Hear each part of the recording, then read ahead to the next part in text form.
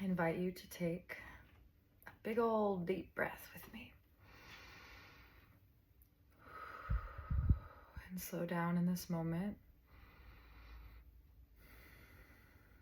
And stop your scrolling or whatever it is you were doing before this video and just pause and be present in your body in this moment with me.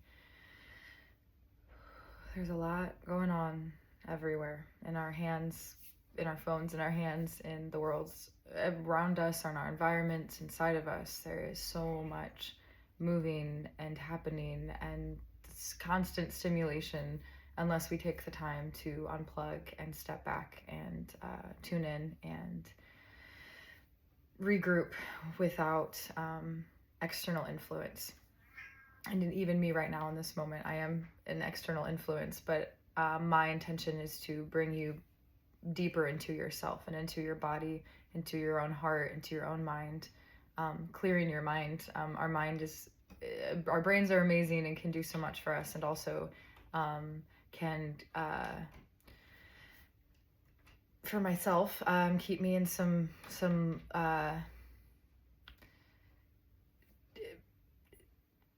you know, just being too in your head about things and too analytical, too critical, too, I don't want to say too of anything, but it's different when you're grounded in your body and feeling safe and secure and present than if you're in that same moment, but you're in your head about the past or the future or an uneasiness about what's present. Ideally, we can be present where we are while feeling safe in ourselves and feeling grounded in ourselves and feeling open and receptive and safe and protected and able to share from a intentional, grounded place.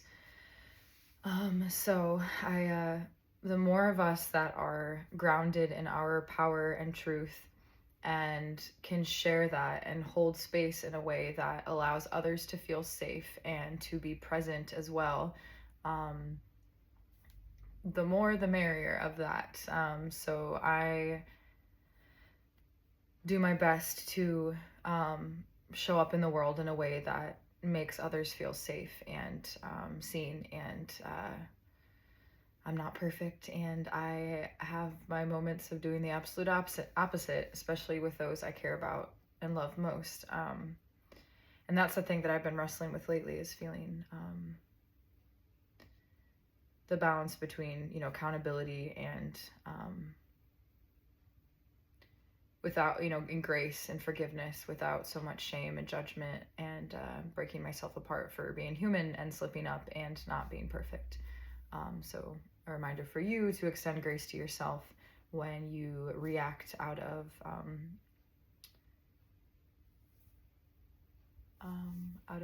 a place of pain or fear. It's very natural and normal to do that, and but ideally less of that. Ideally more slowed down, intentional responses that honor ourselves and others. Healthy boundaries, healthy communication, nonviolent communication, honesty, authenticity, being in tune with our inner world and our needs for that moment, and the ability to express and communicate that. I'm sorry, there's like some sort of creature in the backyard, and I'm like, what is that, a turkey?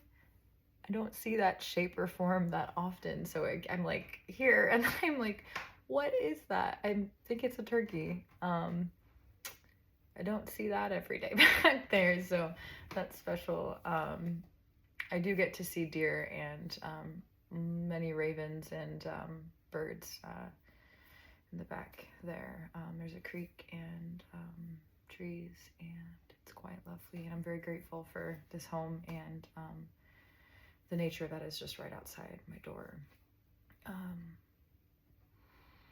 And gratitude being a crucial element in showing up in the world in the best way is being aware of the things that we are grateful for, and that are counting our blessings, and also honoring the struggle and holding space for the sadness and the anger and the anxiety and the overwhelm and all these things that make sense given circumstances and given the world we live in and what's going on.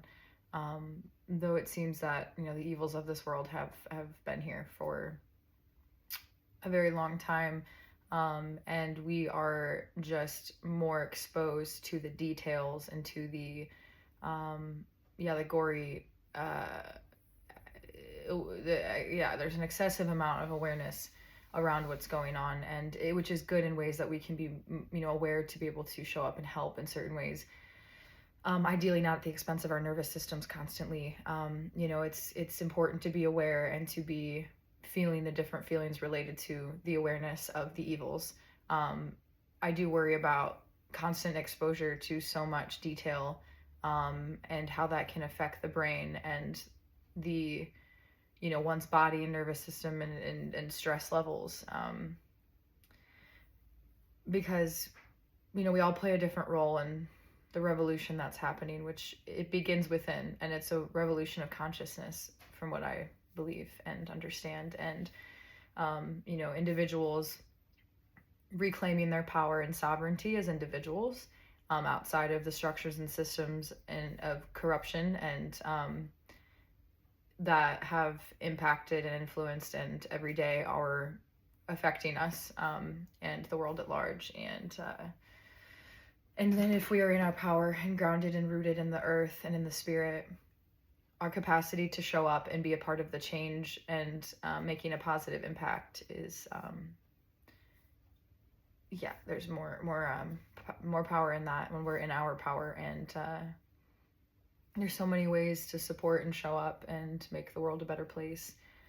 First and foremost, like being in tune and aware of you and your needs and your body and your how to nourish yourself, mind, body, spirit, holistic health and wellness,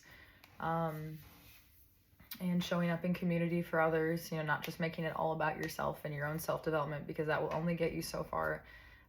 We are tribal beings, and, you know, we once lived in small villages, and nowadays everything is so much different. And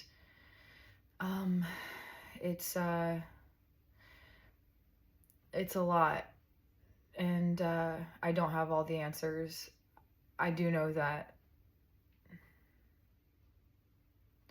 and trust that there is so much at play and at work beyond our comprehension and understanding mentally, that I have full faith and trust in knowing that justice and truth and love will prevail over the evils of this world, that are doing everything they can to divide us and weaken us and enslave us in a energy harvesting machine in so many different ways. So just emphasis on you reclaiming your power, you being connected to your body, your truth, your emotions, releasing the emotions as they come, you know, not gripping and holding on to things too tightly, but being able to let things flow and pass and release. And you know, the more that we let go and let out, the more we make room for more to come through and to receive and to bring in. So releasing and receiving, daily practice of tuning in, checking in, cleansing and moving energy in your space, within yourself, dedicating yourself to yourself and your own love and to community and to showing up in the world and contributing to society in a way that is, you know, in the ways that we can, and being patient with ourselves and doing what we can with what we have, and forgiving ourselves and others.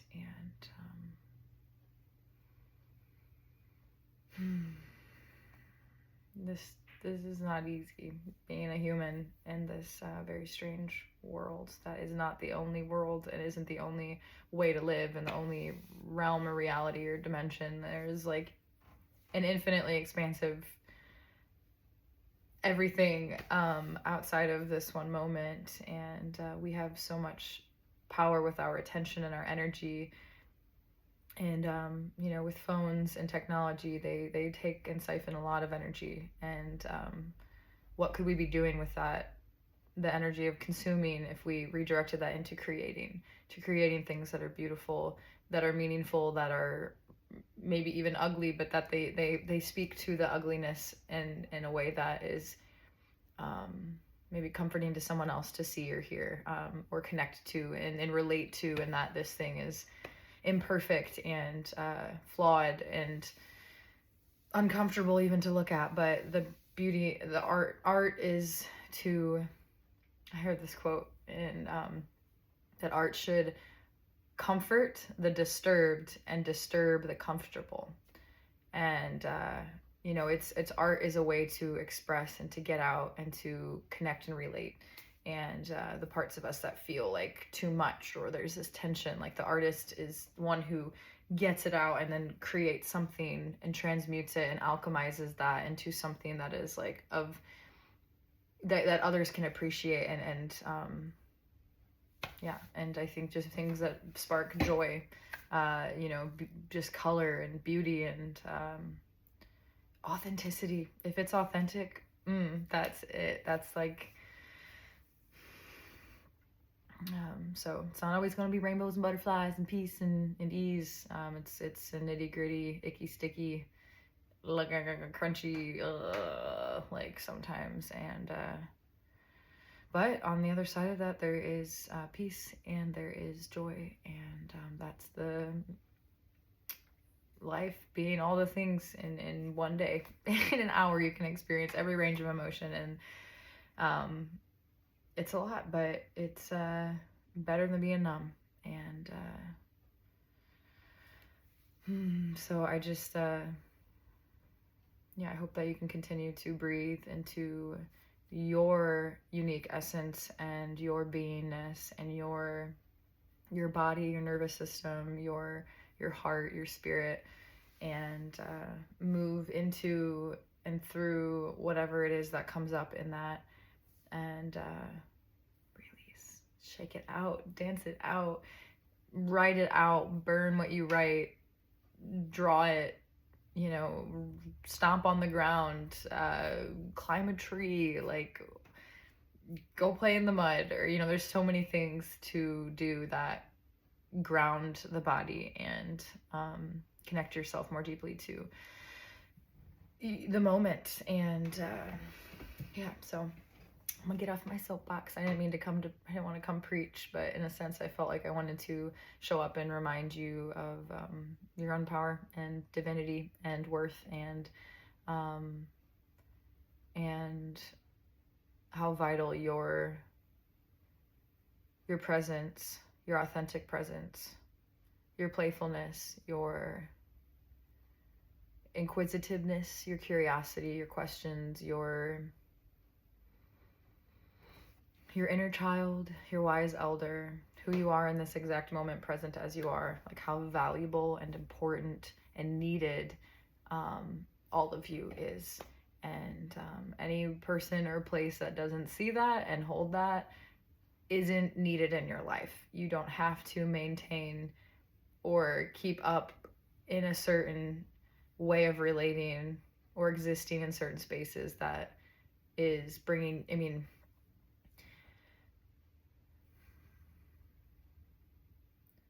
you can choose something else. You don't have to do anything, really. I mean, your life is yours to create, and you can step away from things that aren't in alignment anymore, and it's going to be uncomfortable, and it's going to be hard. Maybe not. Maybe it won't be as uncomfortable or as hard as maybe it seems. Maybe it'll feel like relief and a breath of fresh air, that you are just free from whatever confines or constraints were holding you back. The unknown is scary, and it can be scary. The unknown of what's ahead can be unnerving, because it's almost more comfortable to stay in what's familiar and isn't the best, just because it's predictable and because you know what to expect. That's why a lot of us stay in situations or with people or places that we know are not the best for us, because it's like, it's easier that way. And it's also going to eventually not be easy at all, because you're going to be like the plant that's the pot that it's in is much too small and the roots have reached the edge and it's like, get me out of this pot. I need to be put into a bigger pot, or ideally just put straight into the earth. And yeah, it's okay to outgrow places and people and situations and choose something else, and trust that what's ahead and what's meant for you will not pass you up, and that you will be where you need to be, prepared and ready for whatever it is, and trusting that, and trusting yourself and trusting what's greater than you, the spirit and the source and the life that we're a part of, that is so beyond human, and our ability to even use words to express. Though I do love words and writing, and I have written 2 books in my desire to connect and express and share experiences and moments and ideas and thoughts and feelings, and in a way that's very personal to the reader, where they're alone with themselves and they can flip through and have their own experience with the words on the page and connect to and kind of journey with what I've shared. So if that interests you, I have one of my books on Amazon right now, which is in my link in my bio and wherever you can find me. And I have another book that I'm publishing soon. I'm just doing the final editing copy right now. Yes, I feel words are so important, and setting intentions, and sitting with different parts of the human experience, and knowing that we're not alone in these experiences, and connecting with those who resonate and align. And we're stronger in numbers, we're better together. And my phone's about to die, so I'm gonna close this up. And also it's very long, so I end up talking and it ends up being like, there's just so much to say, you know? And then sometimes there's nothing to say, and sometimes I don't have any words because it's all beyond words, but I do love me some words. So thank you for listening, and I wish you all the peace and ease and fun and play and smiles and laughter and joy ahead, and then the strength and the bravery and the courage to confront the intensity and the discomfort and the grief that also lives alongside all of those very beautiful, positive things that we want in our life. It's equally as important to recognize and confront and sit with the other side of the pendulum, and then ideally staying as much as we can centered and grounded and